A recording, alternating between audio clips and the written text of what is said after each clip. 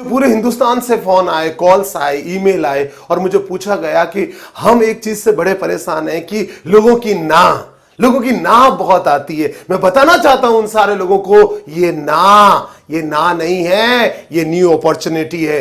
ना का मतलब नो, NO, नो का मतलब न्यू अपॉर्चुनिटी। मैं एक बहुत पुरानी कहानी आपको बताना चाहता हूं। बहुत पुराने समय की बात है। एक गांव के अंदर साधु महात्मा थे, वो प्रवचन दे रहे थे। लगातार कई दिनों तक उन्होंने प्रवचन दिए।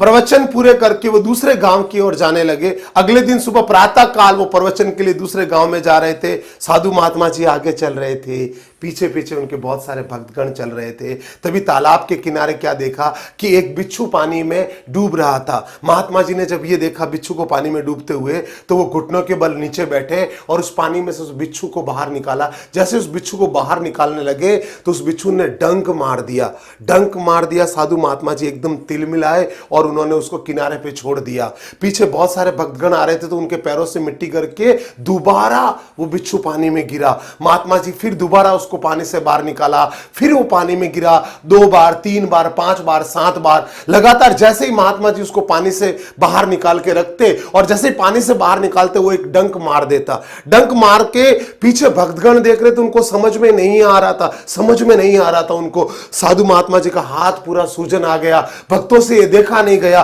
भक्तों ने उनसे पूछा, महात्मा जी हमें समझ में नहीं आ रहा है, ये बिच्छू बार बार आप पर डंक मार रहा है और आप बार बार इसको बचा रहे हो, हमारी तो कुछ समझ में नहीं आ रहा है। महात्मा जी ने जवाब दिया, बिच्छू की प्रवृत्ति है डंक मारना। बिच्छू की प्रवृत्ति है डंक मारना। जब ये अपनी प्रवृत्ति को छोड़ने के लिए तैयार नहीं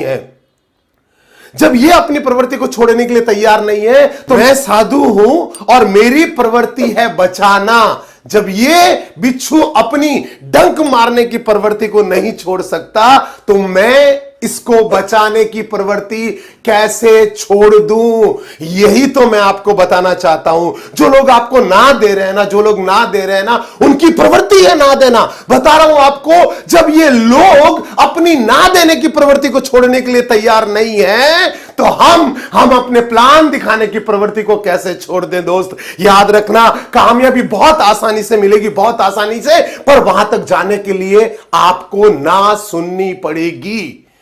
एक सर्वे की रिपोर्ट यह बताती है कि एक बच्चा जब 3 साल की उम्र तक पहुंचता है, तो वो अपने जीवन में लगभग 9000 बार ना सुन चुका होता है। जब हम बहुत छोटे होते हैं ना, घर वाले बोलते हैं ना यहां नहीं बैठना, ना ऐसा नहीं करना, ना ये नहीं खाना, ना इसके हाथ से पैसे नहीं लेना, ना। जब तक उसकी उम्र 3 साल की पहुंचती है ना, तब तक वो अपने जीवन में लगभग 9000 बार ना सुन चुका होता है। और ये हमारा दिमाग है ना, ये दिमाग ये सॉफ्टवेयर की तरह काम करता है। उसके दिमाग में ये आता है, इसका मतलब ना कोई बहुत बड़ी चीज है। जब भी हम उसको कोई चीज ऑफर करते हैं ना, सबसे पहले बोलेगा वो ना, MLM बिजनेस करना है ना। दोस्तों ये ना, इसके बारे में बताना चाहूंगा आपको। आपके घर में जब भी कोई मेहमान आता है ना, आप पहली बार जब उससे पूछते हो ना, आप चाय पियोगे, वो क्या बोलेगा? ना। हमें तेज भूख लग रही है और हम अपने किसी दोस्त के घर पे जाएंगे और वो हमें बोलेगा खाना खाएगा ना। लेकिन 2-3 बार जब आप बोलोगे ना उससे कि चाय पिएगा, तो वो बोलेगा हाँ मैं चाय पीने। अरे यही तो बता रहा हूं, यही तो बताना चाहता हूं मैं आपको। दुनिया का सबसे पुराना कंसेप्ट है शादी। हेलो, दुनिया का सबसे पुराना है कंसेप्ट शादी। याद रखना, जो भी शादीशुदा लोग हैं, मैं उनको ये बात बताना चाहता हूं, याद करके देखो, अच्छे से याद करके देखो।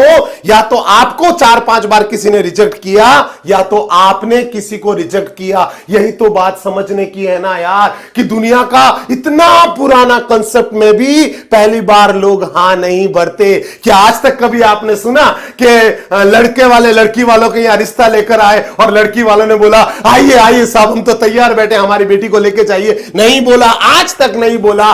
तो लोगों की आदत है ना सुनने की, वो ना देते रहेंगे। आप ना सुनते हुए हाँ में कब कन्वर्ट हो जाओगे पता ही नहीं चलेगा दोस्त। यहां से आपकी कामयाबी के रास्ते शुरू होंगे। इसलिए मैं आपको बताना चाहता हूं दोस्तों कि ना से घबराना नहीं है। जितनी ज्यादा ना सुनेंगे, उतनी बड़ी कामयाबी मिलेगी। मैं एक मंत्र देना चाहता हूं, जो लोग जीवन में कामयाब नहीं है उन लोगों को मैं एक मंत्र देना चाहता हूं कि जब आप जीवन में 1000 ना सुन चुके होंगे, याद रखना मेरी बात को दोस्तों, जब आप जीवन में 1000 ना सुन चुके होंगे तब तक आप अपने सपनों के काफी करीब जा चुके होंगे। इसलिए इस ना से घबराना नहीं है, ना से डरना नहीं है। यह ना आपके लिए एक बहुत बड़ी सफलता की चाबी है।